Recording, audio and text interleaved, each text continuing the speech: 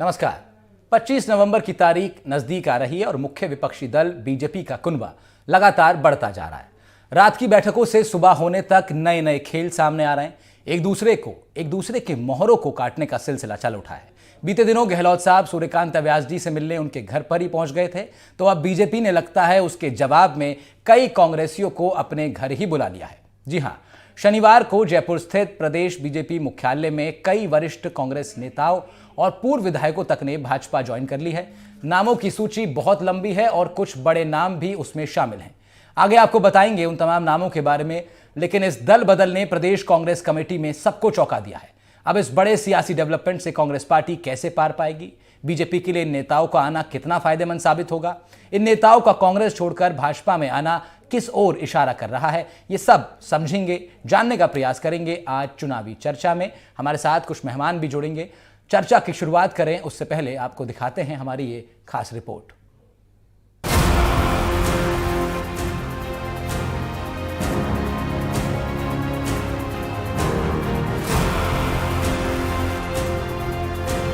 विधानसभा चुनाव की सरगर्मियों के बीच राजस्थान में शतरंज के खेल की तरह कांग्रेस बीजेपी पार्टियों में एक दूसरे के मोहरे काटे जा रहे हैं। जीत के लिए चुनावी बिसात बिछाई जा रही है।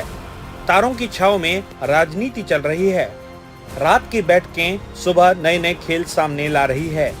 ऐसा ही झटका जयपुर की पूर्व मेयर और प्रदेश में कांग्रेस के पूर्व विधायकों नेताओं ने पार्टी को दिया है। शनिवार को जयपुर स्थित प्रदेश बीजेपी मुख्यालय में कई वरिष्ठ कांग्रेस नेताओं और पूर्व विधायकों ने भाजपा ज्वाइन कर सभी को चौंका दिया। पार्टी ज्वाइन कराने के लिए प्रदेश की सरकार, जो कांग्रेस की सरकार रही, उन्होंने युवाओं की आवाज़ को हर जगह दबाने का प्रयास किया और जब युवाओं पे होता अत्याचार देखा तो लगा कहीं न कहीं कि इनको उखाड़ फेंकने का समय आ गया है।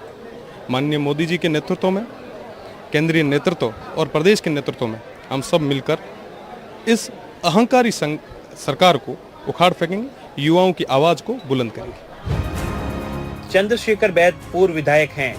तारानगर के पूर्व विधायक और कांग्रेस के दिग्गज नेता रहे चंदनलाल बैद के बेटे हैं।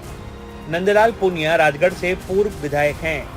ज्योति खंडेलवाल जयपुर की पूर्व महापौर और कांग्रेस से सांसद प्रत्याशी रही हैं। डॉक्टर हरि सिंह सारण झुंझुनू मंडावा से निर्दलीय चुनाव लड़ चुके हैं। सांवरमल महरिया राजस्थान धरोहर प्रोन्नति प्राधिकरण के उपाध्यक्ष हैं। केसर सिंह शेखावत पूर्व आईपीएस अधिकारी हैं। भीम सिंह बीका भी पूर्व आईपीएस अधिकारी हैं। रविंद्र सिंह भाटी जोधपुर यूनिवर्सिटी के पूर्व छात्र संघ अध्यक्ष रहे हैं। जयपाल सिंह आम आदमी पार्टी से बीजेपी में आए हैं। इसके अलावा जितेंद्र सिंह, सुभाष जांगीर और जयपुर के विद्याधर नगर क्षेत्र से धर्मेंद्र सिंह और सोमेंद्र भी बीजेपी में शामिल हो गए हैं। बीजेपी प्रदेश अध्यक्ष सीपी जोशी, प्रदेश प्रभारी और राष्ट्रीय महासचिव अरुण सिंह, नेता प्रतिपक्ष राजेंद्र राठौड़, जयपुर शहर सांसद रामचरण बोहरा ने इन नेताओं को बीजेपी की सदस्यता भाजपाई दुपट्टा पहनाकर दिलवाई। विधानसभा चुनाव से पहले करीब दर्जन भर कांग्रेस नेताओं ने बीजेपी ज्वाइन कर कांग्रेस पार्टी को बड़ा झटका दिया है। माना जा रहा है इनमें से कई नेताओं को पार्टी आगामी चुनाव में मौका या बड़ा जिम्मा दे सकती है। मित्रों, ये हवा नहीं तूफान है और जिस प्रकार से लोगों का विश्वास मात्र और मात्र भारतीय जनता पार्टी और नरेंद्र मोदी जी में है और लोगों को विश्वास है मोदी जी की गारंटी में, और मैं आज निंदा भी करता हूं मुख्यमंत्री जी के उन बयान की जिन लोगों ने जो भ्रष्टाचार रोकने का काम कर रहे हैं उनके लिए कहा कि एक मैं पार्टी की ओर से निंदा करता हूं। भाजपा प्रदेश अध्यक्ष सीपी जोशी ने कांग्रेस सरकार की गारंटी पर सीएम पर निशाना साधते हुए कहा, आपने राजस्थान के विकास की गारंटी दी थी, उसका क्या हुआ? केवल मोदी जी की गारंटी है। ईडी की गलत तुलना करने पर सीपी जोशी ने सीएम पर पलटवार करते हुए कहा, जिस प्रकार के शब्दों का प्रयोग सीएम करते हैं मैं इसकी निंदा करता हूं। वहीं नेता प्रतिपक्ष राजेंद्र राठौड़ बोले, सीएम लगातार आचार संहिता का उल्लंघन कर रहे हैं। कोड ऑफ कंडक्ट में किसी भी नई योजना की घोषणा नहीं की जा सकती है। वे लगातार गारंटी की घोषणा कर रहे हैं। भ्रष्टाचार की भट्टी जब जलती हुई पूरे राजस्थान ने 5 साल तक देखा और अब जब भ्रष्टाचार की कलई खुल रही है तो पूरी कांग्रेस में हलचल है। इन सारी चीज़ों को देखते हुए हमने कांग्रेस को छोड़ा है और डबल इंजन की सरकार बनाने के मकसद के साथ आज भारतीय जनता पार्टी से संबंध जोड़ा है। कांग्रेस नेता रही ज्योति खंडेलवाल जयपुर की सीधे जनता से निर्वाचित मेयर रही हैं। पिछले कुछ दिनों से ज्योति खंडेलवाल सचिन पायलट खेमे में चल रही थी और किशनपोल विधानसभा क्षेत्र से कांग्रेस पार्टी से टिकट मांग रही थी, लेकिन मौजूदा विधायक अमीन कागजी को टिकट के कारण ज्योति खंडेलवाल की नाराजगी खुलकर सामने आ गई और उन्होंने कांग्रेस छोड़कर भाजपा का दामन थाम लिया। माना जा रहा है बीजेपी अब उन्हें विधानसभा चुनाव का टिकट दे सकती है या आगामी समय में सांसद का प्रत्याशी भी बनाया जा सकता है। ज्योति खंडेलवाल के लिए किशनपोल और हवा महल सीट के दरवाजे अब खुले नजर आते हैं। महापौर पद पर रहने के दौरान ज्योति खंडेलवाल अपनी ही सरकार के खिलाफ धरने पर बैठी थी। जब कर्मचारियों ने उनके काम नहीं किए तो उन्होंने सरकार को भ्रष्ट बताया था। ज्योति खंडेलवाल ने एक सभा में पूर्व सीएम वसुंधरा राजे की तारीफ भी की थी। जब कांग्रेस हाईकमान ने 2018 में विधानसभा चुनाव में उनका टिकट काटा, तब ज्योति खंडेलवाल ने सभी पदों से इस्तीफा देकर राहुल गांधी को लेटर लिख भेजा था। तो नाराजगी दूर करने के लिए कांग्रेस ने उन्हें 2019 में सांसद का चुनाव लड़वाया। मोदी लहर में ज्योति खंडेलवाल चुनाव हार गईं और रामचरण बोहरा बीजेपी सांसद बने। ज्योति खंडेलवाल ने पीएम मोदी से भी मुलाकात की थी, जिसकी भी चर्चाएं रहीं। Bureau report, NDTV, Rajasthan.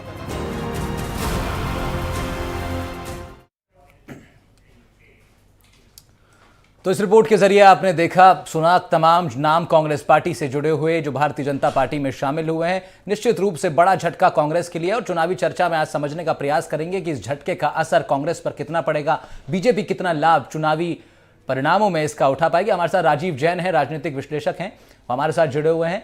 साथ ही साथ स्टूडियो से हमारे साथ नीरज जी जुड़ेंगे, मेरे वरिष्ठ सहयोगी हैं। दोनों लोगों से चर्चा की शुरुआत करते हैं।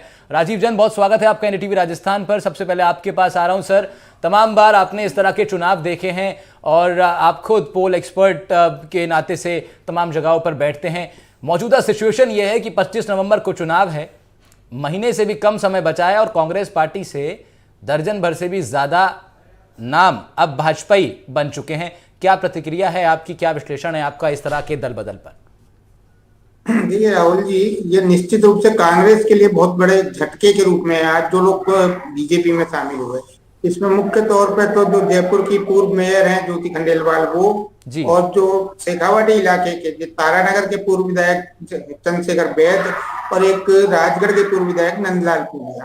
तो इसमें मैं दो तरफ से चीजें देखता हूँ कि तारानगर से प्रतिपक्ष के नेता जो बीजेपी के बहुत बड़े नेता हैं राजेंद्र राठौड़, वो चुनाव लड़ रहे हैं। कहीं ना कहीं उन्होंने अपनी जीत को सुनिश्चित करने के लिए इस तरीके से चंद्रशेखर बैद और नंदलाल पूनिया जैसे कद्दावर नेताओं को अपनी पार्टी में शामिल करवाया है। तो वो शामिल हुए हैं, उनको कहीं ना कहीं टिकट की भी अब जैसे चंद्रशेखर बैद के लिए कहा जा रहा है कि सरदार शहर सीट एक अभी बीजेपी ने घोषित नहीं की है, तो वहां से संभावना उनकी बनती है कि उनको उम्मीदवार बनाया जा सकता है। रही बात ज्योति खंडेलवाल की, तो जयपुर में जैसे आपकी रिपोर्ट में भी बताया गया कि जयपुर में किशनपोल और हवा महल 2 सीटें ऐसी हैं जो अभी वहां प्रत्याशी घोषित नहीं किए हैं बीजेपी ने, तो संभावना उनके लिए वहां बनती है। लेकिन इससे बीजेपी में भी नाराजगी, जयपुर शहर के जो भाजपा के नेता हैं, पुराने नेता हैं, जो पुराने प्रत्याशी रहे हैं, उनमें नाराजगी का भाव भी है। स्थानीय कार्यकर्ताओं में आप कह रहे हैं कि इससे नाराजगी का भाव होगा। कांग्रेस के बड़े नेता भी रहे हैं, वो यहाँ पहले चुनाव भी लड़ चुके हैं कांग्रेस से, उनको भी भाजपा में शामिल किया गया। तो ये दो इस तरीके के नेता हैं कि इनकी टिकट की दावेदारी होने से जो मूल भाजपाई हैं उनमें कहीं ना कहीं निराशा है, नाराजगी भी है। तो ये भाजपा को देखना है कि वो किसको उम्मीदवार बनाती है। लेकिन हवा महल और किशनपोल सीट पर भाजपा पूरी तरीके से कट्टर हिंदुत्व वाला कार्ड खेलने के मूड में है। तो मुझे नहीं लगता कि कहीं ज्योति खंडेलवाल या सुरेश मिश्रा जैसे नेता जो कांग्रेस से आए हुए हैं वो इसमें फिट हो पाए। लेकिन फिर भी चुनावी राजनीति है, राजनीतिक दल है भाजपा, उसको चुनाव में जीतना है, एक सीट जीतनी है, तो उनको कहीं समीकरण में लगता हो कि ज्योति खंडेलवाल को टिकट देने से बाकी जो गुट और बने हुए हैं बीजेपी के वो कहीं शांत हो जाएंगे और एक सेफ सीट के रूप में ज्योति खंडेलवाल उसको निकाल लेंगी। ठीक है राजीव जी, तो आप बता रहे हैं कि किस तरह जो है तमाम अलग अलग सीटों पर आपके हिसाब से क्या स्ट्रैटेजी भाजपा अपना रही है। और आपने एक बड़ा सवाल खड़ा किया कि स्थानीय कार्यकर्ताओं में नीरज जी से नाराजगी हो सकती है, क्योंकि ये कहीं ना कहीं एक तरीके से पैराशूट लैंडिंग होगी उन नेताओं को अगर प्रत्याशी भाजपा बनाती है। दावा तो जीत का हो रहा है कांग्रेस की तरफ से नीरज जी, फिर ये भगदड़ क्यों मची है?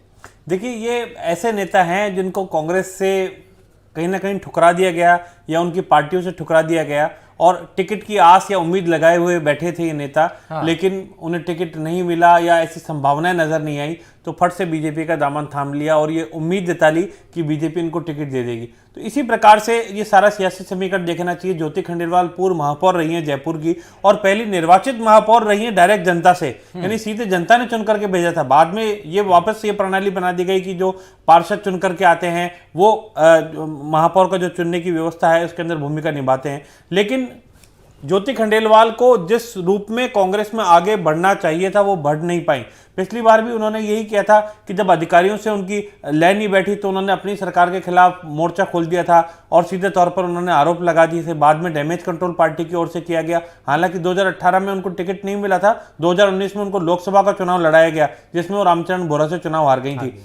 लेकिन आज स्थितियां ये हैं कि ज्योति खंडेलवाल किशनपुर से टिकट मांग रही थी, लेकिन अमीन कागजी जो हैं वहां पर मजबूत एक माइनॉरिटी के कैंडिडेट के रूप में कांग्रेस पार्टी के अंदर हैं। दूसरी ओर से अगर बात करें तो महेश जोशी से भी उनकी पटरी नहीं बैठी, प्रताप सिंह खातरियावास से पटरी नहीं बैठी, तो ऐसे में उनके पास ऑप्शन नहीं बचा। तो सीधे बीजेपी से बातचीत की गई।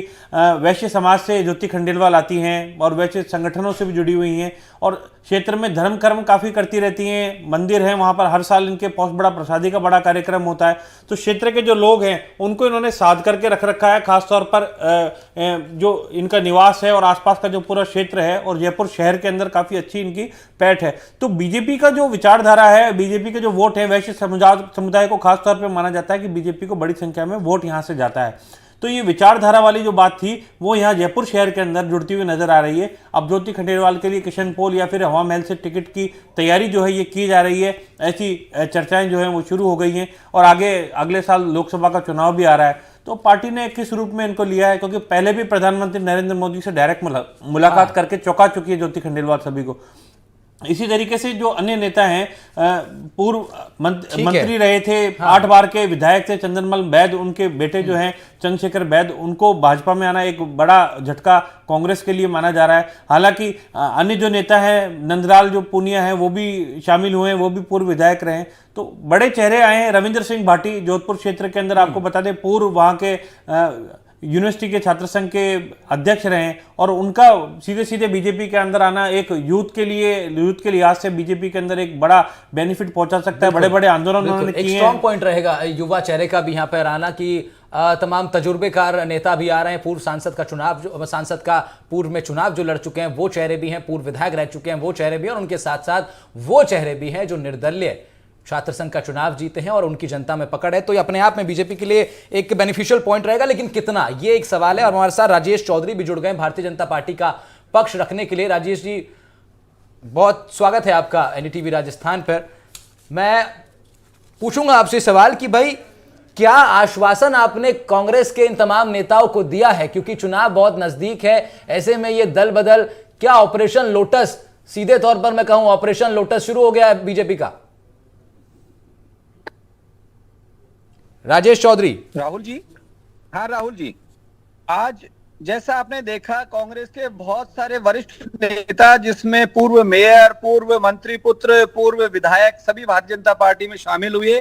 इसे मैं एक ही लाइन में कह सकता हूं, कांग्रेस की ज्योति राजस्थान को कमल के खिलाने के लिए तैयार हैं, उसमें शामिल, जिसमें 2 बड़े नाम हैं, ज्योति खंडेलवाल जी पूर्व मेयर और पूर्व नागौर से पूर्व कांग्रेस की एमपी ज्योति मिर्धा जी। 2 राजस्थान की कांग्रेस की ज्योति थी जो भारतीय जनता पार्टी के कमल को खिलाने में जो लॉ चल रही है उस लॉ में अपनी ज्योति, उन्होंने दोनों ज्योतियों ने अपनी ज्योति मिला दी है। इसके साथ नंदलाल नहीं, तो राजेश जी सवाल यही है कि इस ज्योति को बनाए रखने में दिए में घी कौन सा डाला है आपने? प्रत्याशी बनाए जाने का घी है, संगठन में कोई बड़ा पद दिए जाने का घी डाला है, कौन से घी का इस्तेमाल किया है भारतीय जनता पार्टी ने इस दल बदल कराने के लिए? राहुल जी, हमने एक ही आश्वासन दिया है कि राष्ट्र के विकास, राजस्थान के विकास में जो जो सहयोगी है, जो वो सभी लोग आमंत्रित हैं। हमने उनमें कोई ऐसी कोई बात नहीं की, केवल उनका मन था। कांग्रेस में उनके साथ बहुत बुरा, मतलब जिससे अपन कह सकते हैं तिरस्कार भावना वो फील कर रही थी। उसी तिरस्कार भावना के मद्देनजर जितने भी आज हमने 13 कद्दावर नेता, जिसमें हम यूं कह सकते हैं कि शिव विधानसभा या उधर बाढ़ में विधानसभा के युवा रविंद्र भाटी जी ने ज्वाइन किया है, ज्योति जी ने ज्वाइन किया, नंदलाल महरिया जी ने, चंदनमल वैद्य जी के सुपुत्र चंद्रशेखर वैद्य जी और बहुत सारी अच्छी लोग हैं, तो उन सब ने ज्वाइन किया है। किस किस को टिकट देंगे, किस किस को प्रत्याशी बनाएंगे सर, ये भी बता दीजिए। रविंद्र भाटी भी क्योंकि शिव विधानसभा से चुनाव लड़ने के मन बनाए बैठे हैं, सोशल मीडिया पर उनके तमाम पोस्ट हैं जिसमें वो शिव जन जागरण जन संवाद रैली निकाल रहे हैं अपने तमाम कार्यकर्ताओं के साथ। तो इन लोगों को आश्वासन तो आपने दिया होगा ना कि आपकी मेहनत भाजपा में रंग लाएगी, तो बता दीजिए किस किस नाम को कौन कौन सी जगह से टिकट मिलने वाला है। राहुल जी, हमने केवल भारतीय जनता पार्टी का एक सामान्य कार्यकर्ता के तौर पे उन्हें ज्वाइन कराया, ना कि कोई नेता के तौर पे। हमने ना उन्हें कोई आश्वासन किया किसी विधानसभा का, ना किसी पद का। उनकी स्वयं की मंशा थी कि हम भारतीय जनता पार्टी ज्वाइन करें, सिर्फ इसलिए कि एक अच्छी पार्टी की अच्छी सोच, अच्छी विचारधारा, कार्यकर्ताओं को आगे बढ़ाने वाली पार्टी, केवल इसी विचारधारा के आधार पर सबने ज्वाइन किया है, बिना किसी आश्वासन के, बिना किसी पद के, बिना किसी विधानसभा के निर्वाचन की उम्मीदवारी के। तो ठीक है नीरज जी, मैं आपके पास आ रहा हूं। आपने सुना भारतीय जनता पार्टी के प्रवक्ता बता रहे हैं और बड़ा अच्छी इन्होंने लाइन बोली है राजेश जी आपने, कि आपने नेताओं के तौर पे नहीं, सामान्य कार्यकर्ता के तौर पे इन लोगों को अपने यहाँ शामिल किया है। और ये सामान्य कार्यकर्ता वाला जो विचार है, ये असल के सामान्य कार्यकर्ता से लेकर और प्रधानमंत्री तक ये विचार उनकी जुबान से सुना जा सकता है, लेकिन धरातल पर क्या स्थिति है। नीरज जी, मैं आपसे जानना चाह रहा हूं, राजस्थान में आप जानते हैं कि किस तरह से तमाम बदलाव होते हैं और उन बदलावों का असर कितना होता है। ये एक बड़ा डेवलपमेंट है सियासी समीकरण के हिसाब से। कांग्रेस पार्टी जीत का दावा कर रही है, ये कह रही है एंटी इनकम्बेंसी नहीं है अब की बार। और जब जीत के दावे हैं तो आखिर ये भगदड़ क्यों मच रही है? क्या कारण है कि जो नेता हैं वो कांग्रेस पार्टी से जुड़ करके नहीं रहना चाह रहे और ये नेता बीजेपी के अंदर भाग रहे हैं? और बीजेपी भी ऐसे नेताओं को ले रही है जिनको कांग्रेस ने ठुकरा दिया, उनको बीजेपी गले लगा रही है। ये कांग्रेस का जो वोट बैंक है उसको अपनी ओर खिसकाने की और कांग्रेस को डैमेज करने की रणनीति के रूप में तो देखा जा सकता है, लेकिन साथ ही ये भी देखना चाहिए बीजेपी के खुद के कैडर का क्या होगा। जो बीजेपी के खुद के नेता हैं, लंबे समय से संगठन में काम कर रहे हैं और उस क्षेत्र में सक्रिय हैं, या उस क्षेत्र में विधानसभा के टिकट मांग रहे हैं या काम कर रहे हैं, उस कैडर के ऊपर क्या बीतेगी कि बाहर से पैराशूट उम्मीदवार ला करके या बाहर से नेताओं को ला करके उनके ऊपर बैठा दिया जाएगा, या उनको टिकट दे दिया जाएगा, या उनको संगठन में बड़ी भूमिका दे दी जाएगी। तो खुद पार्टी का जो कार्यकर्ता है, जो लंबे समय से वहां कार्य कर रहा है, क्षेत्र के अंदर काम कर रहा है, जनता से जिनकी पकड़ है और भाजपाई के रूप में उसने दरी पट्टी बिछाने का काम किया है, उस कार्यकर्ता का क्या होगा और वो कहां जाएगा इस चुनाव के अंदर? ठीक चुनाव से ठीक पहले इस प्रकार की जो ये घटनाक्रम होता है दल बदल का, इसमें एक बड़े सवाल ये खड़े होते हैं कि जो पार्टी संगठन है उसके अंदर आक्रोश पनपने रखता है, और ऐसे में दूसरी ओर से भी काउंटर की तैयारियां जो होती हैं वो शुरू हो जाती हैं। माना जा रहा है इसी तरीके से दूसरी पार्टी जो है कांग्रेस या अन्य पार्टियां, उसमें भी बहुत सारे नेता बीजेपी से जा सकते हैं। तो ये भी एक बड़ा सवाल खड़ा करता है और जाते भी रहे हैं पिछले दिनों में। लेकिन इसमें एक बात यह है नीरज जी कि अब तो जो रोष भारतीय जनता पार्टी के स्थानीय कार्यकर्ताओं में पैदा होगा, उसको कैसे बीजेपी डील करेगी वो तो देखना होगा। लेकिन क्योंकि अरुण शर्मा कांग्रेस प्रवक्ता हमारे साथ जुड़ गए हैं, इसलिए अरुण जी पहले स्वागत है आपका एनडीटीवी राजस्थान पे। और सवाल आपसे ये है कि आपकी पार्टी के अंदर इन तमाम कार्यकर्ताओं के बीच जो रोष पैदा हो रहा था, उसको रोकने के लिए आप लोग तो विफल साबित हो गए। मतलब बीजेपी के अंदर तो आप बगावत के सुर मुखर हो रहे थे, आपके यहां तो पूरा एक मूवमेंट चल गया है। नहीं राहुल, ऐसा नहीं है। देखिए, ये बीजेपी की जो निर्धनता और दरिद्रता है कैंडिडेट्स के लिए, ये अब बिल्कुल उजागर हो गई है। आपने पहली लिस्ट में देखा 7 सांसदों को, जैसे वो वहां बिल्कुल स्पेयर हो और कोई काम ही नहीं है उनका, उनको यहाँ उतार दिया गया। और जो विरोध हुआ है पहली लिस्ट का आप सबके सामने है। दूसरी लिस्ट के बाद भी देखिए करीब 38 जगह इनके यहाँ, मतलब 68 सीट वैसे तो बगावत झेल रही हैं, पर 38 सीटें तो ऐसी हैं जहां निर्दलीय या तो उनने अनाउंस कर दिए हैं अपनी इंटेंशंस कि हम निर्दलीय लड़ेंगे, मगर कांग्रेस नहीं ज्वाइन की है। अरुण जी, यही तो इसमें महत्वपूर्ण बात है। विरोध के सुर उठ रहे हैं, बगावत के सुर मुखर हो रहे हैं, निर्दलीय लड़ने की बात कही जा रही है, लेकिन ऐसा नहीं हुआ है कि 5, 7, 10 नेता आकर के कांग्रेस पार्टी ज्वाइन कर लें। ये आज देखने को मिला है कांग्रेस की ओर से कि कांग्रेस के तमाम नेता भारतीय जनता पार्टी ज्वाइन कर लिए। तो आपके तमाम दावे कि हम सत्ता में आ रहे हैं, हमारी योजनाओं पर जनता को भरोसा है, जीत के इस बार इतिहास बदलेगा, ये तमाम दावे तो फुस साबित हो रहे हैं। सर, बहुत छोटा आपका रिएक्शन जल्दी से, उसके बाद ब्रेक लेना है मुझे। अरुण जी,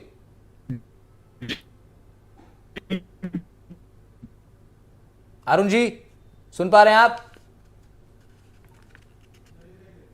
ठीक है, शायद अरुण जी नहीं सुन पा रहे। अरुण जी की सब आवाज हमारी नहीं पहुंच पा रही है, लेकिन ये एक बड़ा सवाल है अपने आप में कि कांग्रेस पार्टी जो जीत का दावा कर रही है उसके तमाम नेता अगर बीजेपी में शामिल हो जाएंगे चुनावों से ऐन पहले, तो ये एक बड़ा सियासी डेवलपमेंट है और इसी डेवलपमेंट पर चर्चा हम लोग लगातार कर रहे हैं अपने पैनलिस्ट के साथ। मैं राजीव जैन आपसे अभी बात करना चाह रहा हूं, आप राजनीतिक विश्लेषक हैं। ऑपरेशन लोटस को लेकर के चर्चाएं हर जगह पर, हर प्रदेश में शुरू हो जाती हैं जब कभी चुनाव आता है। बीजेपी पर आरोप लगता है कि ऑपरेशन लोटस चलाते हैं और किस तरह तमाम हथकंडे अपना करके दूसरी पार्टी के नेताओं को, दूसरे मोहरों को अपने पास लेकर के आने का काम बीजेपी करती है। इस वक्त भी ऐसा ही कुछ हुआ है। क्या विश्लेषण है आपका पर्टिकुलरली इस टर्म पर, ऑपरेशन लोटस इन राजस्थान पर? भारतीय जनता पार्टी पिछले कुछ समय से ऑपरेशन लोटस चला रही है राजस्थान में। राजस्थान में जैसे जैसे चुनाव नजदीक आते जा रहे हैं, हर 2-5 दिन के अंतराल पर भाजपा में काफी लोग शामिल हो रहे हैं। शुरुआती दौर में तो जो रिटायर्ड ब्यूरोक्रेट्स थे, IAS IPS थे, वो शामिल ज्यादा हो रहे थे, लेकिन अब पिछले कुछ 1-1.5 महीने से जो विरोधी दल है भाजपा का, कांग्रेस और अन्य दल के लोग, वो जो भारतीय जनता पार्टी में शामिल होते जा रहे हैं, तो निश्चित रूप से इससे भाजपा को तो फायदा मिलना ही है। दूसरी तरफ एक इंप्रेशन ये जा रहा है कि कांग्रेस कहीं ना कहीं उसमें नाराजगी है या वो कमजोर स्थिति में है, इसलिए जो ज्यादातर लोग इसमें आ रहे हैं। ब्यूरोक्रेट्स का तो जहां तक आते हैं तो वो तो एक हवा पहचानते हैं ब्यूरोक्रेसी के लोग, तो वो उस रूप में भाजपा में शामिल हो रहे हैं, तो उससे एक अंदाजा लगता है कहीं ना कहीं भाजपा आगे चल रही है कांग्रेस से। ये एक मेरा आकलन है। लेकिन दूसरी तरफ देखा जाए तो कांग्रेस ने भी पिछले दिनों भाजपा की जो एक मौजूदा विधायक है धौलपुर से, शोभा रानी, उनको अपनी पार्टी में शामिल कराया। वो पिछले 1-1.5 साल से भारतीय जनता पार्टी से नाराज भी थी और राज्यसभा चुनाव में उन्होंने निष्कासित भी उनको कर दिया गया था। राजीव जैन, आप ठीक बता रहे हैं कि कुछ जगह ऐसी भी हैं जहां पर बीजेपी के लोग कांग्रेस में शामिल हुए हैं, लेकिन बड़ा सवाल यह है, ये जो दल बदल होता है, और आप 30 सेकंड में अगर इस बात को समझा पाए हमारे दर्शकों को कि ये जो दल बदल होता है इसका कितना बड़ा प्रभाव पड़ता है चुनावी परिणामों पर? क्या पड़ता भी है या फिर जो खासतौर पर जो सत्ताधारी दल है वो डैमेज कंट्रोल करने में कामयाब हो जाता है? क्योंकि तमाम चुनावों का अनुभव है आपको, इसलिए सवाल आपसे पूछ रहा हूं। देखिए, निश्चित रूप से असर तो पड़ता ही है।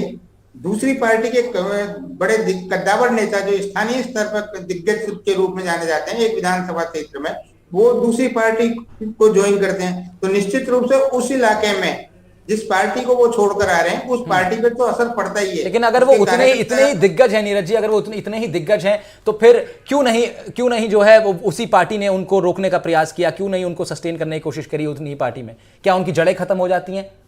देखिए, ऐसे जो नेता हैं इनका जनाधार तो है, लेकिन पिछला चुनाव में एक्सपीरियंस या तो अच्छे नहीं रहे या फिर आपसी जो तालमेल है नेताओं के साथ में वो तालमेल सही नहीं है, और उसी के कारण आपसी जो खींचतान होती है वो चलती है। हाँ। और अंतिम समय में आकर के टिकट कट जाते हैं। जब नेता 4 बैठते हैं और जब पैनल बनना चालू होते हैं तो पैनल के अंदर देखा जाता है किस नेता को टिकट देना है, किसको नहीं देना, और उसके लिए सिफारिशें लगती हैं और लॉबिंग जो है वो लॉबिंग चलती है। केवल जनता के सर्वे के आधार पर जो है वो टिकट नहीं दिए जा रहे हैं, और अंतिम रूप में जो पार्टी हाईकमान है वो निर्णय लेती है, और हाईकमान क्या निर्णय करती है और क्यों निर्णय करती है वो सब देख सकते हैं। जैसा कि अभी CM अशोक गहलोत ने शांति धारीवाल का नाम उठाया था, महेश जोशी और धर्मेंद्र राठौड़ को भी टिकट दिलाना चाह रहे थे, लेकिन अभी तक नहीं आ पाया। कारण सबको मालूम है कि क्या हुआ उस बैठक के अंदर, और सोनिया गांधी ने क्यों टोका कि क्या एक ही परिवार रह गया क्या टिकट देने के लिए।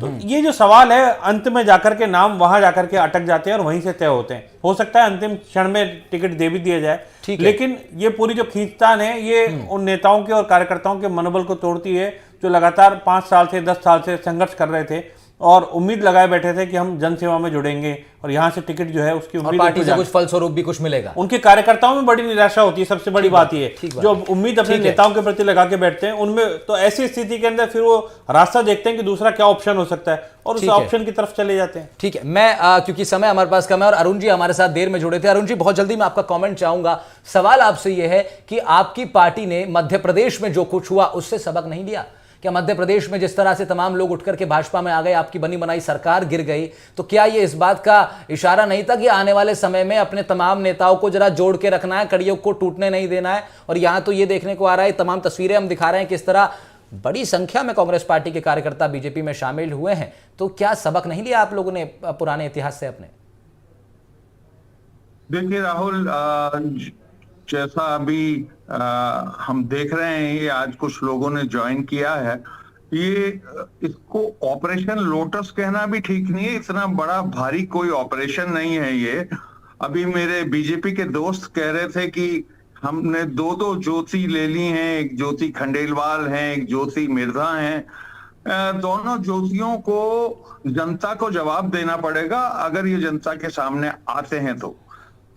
देखिए, ज्योति मिर्धा जी 5 पीढ़ियों से कांग्रेस के साथ उनके संबंध हैं। मतलब उनके ग्रैंडफादर, ग्रेट ग्रैंडफादर, ये सब कांग्रेस के बहुत बड़े नेता रहे हैं। और अब अचानक ऐसी क्या मजबूरी है? मुझे मालूम है, मेरे को जानकारी है कि हरियाणा में उनका ससुराल है और ससुराल में कुछ उद्योग हैं। वहां से कोई दबाव है या कोई डेफिनेट इंफॉर्मेशन नहीं है, क्योंकि उन्होंने छोड़ते वक्त सिर्फ ये कहा कि मैं यहाँ काम नहीं कर पा रही हूँ। ठीक है अरुण जी, क्योंकि आप देर से थोड़ा जुड़े डिस्कशन में, मैं चाहता था आपको मैं ज्यादा समय दे पाऊं, लेकिन मैं बात आपकी समझा। आप ये कहना चाह रहे हैं कि भाई ये तमाम नेता जो बीजेपी में गए कांग्रेस से, इनको जनता के बीच में जाकर के सफाई देनी पड़ेगी। क्यों ये दल बदल हुआ? मेरे को कमांड आ रहा है कि मुझे वाइंड अप करना है, बट 10 सेकंड में बीजेपी प्रवक्ता से यह सवाल करना चाह रहा हूं, क्योंकि बार बार यह बात उठी इस डिस्कशन में कि आपके स्थानीय कार्यकर्ताओं के बीच जो नाराजगी होगी, जो एक तरीके से जो ऊर्जा भरे हुए हैं पूरी पार्टी के अंदर, उनको जो डिसअपॉइंटमेंट होगा इससे, उसको कैसे टैकल करेंगे आप? बहुत जल्दी आपको जवाब देना इस पर। दे सकता हूं कि जिस पार्टी में जिस कार्यकर्ता का मान सम्मान नहीं होता, वह उस पार्टी दल में चला जाता है जहां से मान सम्मान की अपेक्षा रहती है। और जो राष्ट्र धर्म की, जो लोकतंत्र की बात करते हैं, सभी लोग उसी पार्टी में चले जाते हैं। इसी की परिणति यह है कि आज 13 जो विधायक, जिनको अब 13 नेता, और उन कार्यकर्ताओं के सम्मान का क्या जो आपकी पार्टी में काम कर रहे हैं उस सीट पर, जिनसे आप अब नए लोगों को टिकट देने वाले हैं? ये भी एक अपने आप में बड़ा सवाल है। मैं इस पर जवाब लेता आपसे, लेकिन समय कम है। ये भी एक बड़ा सवाल है, और सवाल और भी हैं। चुनावी चर्चा में हर रोज हम लोग महत्वपूर्ण सवालों को उठाते हैं। मेरे वरिष्ठ सहयोगी नीरज जी हमारे साथ जुड़ते हैं और तमाम पैनलिस्ट भी जुड़ते हैं। आज चुनावी चर्चा में इतना ही। एनडीटीवी राजस्थान पर खबरों का सिलसिला लगातार जारी है। नमस्कार।